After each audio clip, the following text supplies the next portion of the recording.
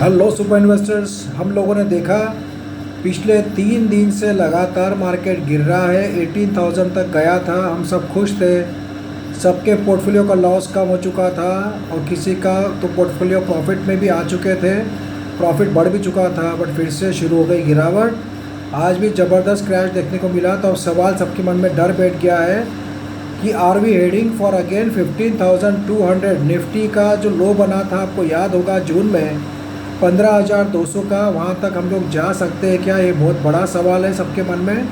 आइए उसके बारे में जानते हैं। फ्रेंड्स, आज भी अगर आप देखोगे तो यूरोप मार्केट में आज भी गिरावट थी। UK market 0.60% down, German market 1.60% down. अभी यूएसए मार्केट में बहुत बड़ा फॉल हुआ था, बट फिर भी थोड़ा रिकवर होकर S&P 500 1% down, Dow Jones 0.60% down, Nasdaq 1.20% down and small cap 2000 index 2% down है यूएसए का। अभी भी मंदी बरकरार है। तो ये मंदी आई क्यों रही है? अचानक क्या हो गया मार्केट में? तो फ्रेंड्स, एक तो जो डेटा आ रहे हैं इन्फ्लेशन के वो ख़राब आ रहे हैं और इंटरेस्ट रेट भी लगातार सेंट्रल बैंक्स पूरे वर्ल्ड की बढ़ा रही है। आज एक बड़ा स्टेटमेंट फेडेक्स के जो CEO है, फेडेक्स जो कि आप जानते हैं वर्ल्ड की बहुत बड़ी कंपनी है जो कि कुरियर सर्विस प्रोवाइड करती है, courier and cargo service.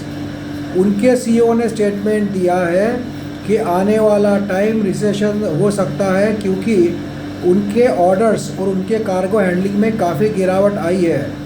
Economy activity में अगर सबसे बड़ा इंडिकेशन ये है तो वो है transport industry and courier and cargo industry. तो फेडेक्स के जो CEO है, जो MD है, उन्होंने इतना बड़ा स्टेटमेंट दिया और फेडेक्स का स्टॉक यूएसए में 20% गिर गया। उन्होंने ये भी कहा है कि हम लोग जो हमारा जितना भी एक्सपांशन का कैपेक्स का प्लान था वो कैंसिल कर रहे हैं और हम लोग हमारा जो मैन पावर है उसके कटिंग के बारे में भी सोच रहे हैं। तो ये बहुत बड़ा इंडिकेशन है जिसके कारण रिसेशन आने वाला है, ये इंडिकेशन मिल रहा है। क्योंकि जो कुरियर कार्गो कंपनीज होती है वो इकोनॉमी को पूरा समझती है, उनकी ऑर्डर्स बढ़ती है, मतलब बिज़नेस बढ़ रहा है, व्यापार बढ़ रहा है पूरे वर्ल्ड का। और ऐसी कंपनी जो बड़ी कंपनी है पूरे हर वर्ल्ड के हर इलाके में काम करती है, हर एरिया में, हर कंट्री में काम करती है फेडेक्स। उसके वर्ल्ड के CEO जो चीफ है, CEO है, उन्होंने इतना बड़ा स्टेटमेंट दिया तो वो एक नेगेटिव फैक्टर है, वो एक नंबर 1 इंडिकेशन है। दूसरी बात आपको बताना चाहूँगा मैं, 15 सितंबर को भारत के मार्केट से FII ने सेलिंग किया 1270 करोड़ रुपीस का नेट सेलिंग एंड DII ने भी 930 करोड़ का सेलिंग किया। 15 सितंबर को किया, कल किया, वो ठीक था। बट 16 सितंबर को भी जो डेटा निकल कर आया है उसमें FII ने ज़बरदस्त सेलिंग की है, 3260 करोड़ की सेलिंग की है FII ने, जो कि बहुत नेगेटिव बात है। और DII ने भी 37 करोड़ का सेलिंग किया है। अगर FII और DII दोनों ही बेचना शुरू कर देंगे इंडियन मार्केट में तो जल्दी हमें 15,200 निफ्टी देखने को मिल सकता है। ये काफ़ी दो बुरे इंडिकेशंस हैं हमारे मार्केट के लिए। आपको याद होगा जब FII बेच रही थी, जब DII बाय कर रहे थे, इसलिए मार्केट का हमारा बच रहा था। बाद में DII ने थोड़ा सेलिंग शुरू किया तो FII ने बाइंग किया, उसके कारण मार्केट बच गया। बट अभी अगर दोनों ने सेलिंग शुरू रखा नेक्स्ट वीक भी तो मार्केट फटाफट नीचे जाने में टाइम लगेगा नहीं, क्योंकि इनके पास ही करोड़ों में पैसे होते हैं, यही मार्केट को गिरा सकते हैं या बढ़ा सकते हैं। इनका बाइंग अगर घट गया तो हमारे मार्केट के लिए बैड इंडिकेशन हो सकता है। और यूएसए मार्केट जो तेज़ी से गिर रहा है, यूरोप मार्केट भी गिर रहा है, तो उसका असर हमें भारत के मार्केट में देखने को मिलेगा ही। काफ़ी लोग यही सोचते हैं कि भारत का क्या संबंध आया, हमारा मार्केट अच्छा है, हमारा इकोनॉमी अच्छा है। ऐसा नहीं होता है, पूरे वर्ल्ड की इकोनॉमी एक दूसरे से जुड़ी हुई होती है और इसीलिए ये बुरा इंडिकेशन होता है मार्केट के लिए। हालांकि as compare to USA market, Bharat का मार्केट ने अच्छा परफॉर्म किया इन लास्ट 2-3 मंथ्स। उनका मार्केट नीचे जा रहा था, हमारा मार्केट 18,000 तक पहुँच गया। बट कहीं ना कहीं नेगेटिविटी आई जाती है, घबराहट फैली जाती है। और एक बड़ा इंडिकेशन जो आने वाला है, नेक्स्ट वीक में फेड की मीटिंग है, उसमें उनका इंटरेस्ट रेट 0.75% से बढ़ाते हैं कि 1% से बढ़ाते हैं। तो 75 बेसिस पॉइंट से बढ़ाते हैं कि 100 बेसिस पॉइंट से बढ़ाते हैं, इसके ऊपर काफ़ी डर बैठा हुआ है सब इन्वेस्टर्स लोगों के ऊपर अगर 1% से बढ़ाया तो सब मार्केट क्रैश होंगे, तो उसमें भारत का मार्केट भी बचेगा नहीं।